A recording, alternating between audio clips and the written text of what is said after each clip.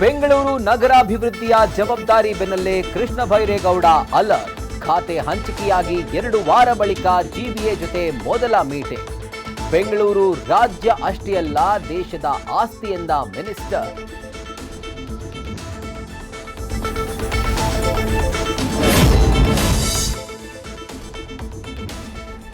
ಶಿಕ್ಷಕರ ಕೊರತೆಯಿಂದ ಸರ್ಕಾರಿ ಶಾಲೆಯ 30,000 ಆಂಗ್ಲ ಮಾಧ್ಯಮ ವಿದ್ಯಾರ್ಥಿಗಳ ಭವಿಷ್ಯ ಅತಂತ್ರ. ಯಾವುದೇ ಪ್ರೌಢಶಾಲೆಗಳಲ್ಲಿ ಆಂಗ್ಲ ಮಾಧ್ಯಮಕ್ಕೆ ಸಿಕ್ಕಿಲ್ಲ ಮಂಜೂರಾತಿ. ರಾಜ್ಯದ 1,001 ಶಾಲೆ ಮಕ್ಕಳು ಗೊಂದಲದಿಂದ ಕಂಗಾಲು.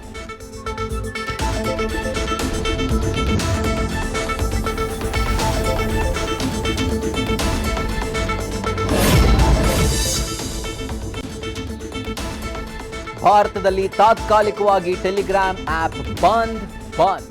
ನೀಟ್ ಪರೀಕ್ಷೆ ಹಿನ್ನೆಲೆ ಕೇಂದ್ರ ಸರ್ಕಾರದಿಂದ ಮಹತ್ವದ ನಿರ್ಧಾರ. ಜೂನ್ 22ರವರೆಗೂ ಟೆಲಿಗ್ರಾಮ್ ಬಳಕೆ ದೇಶದಲ್ಲಿ ಬ್ಯಾನ್.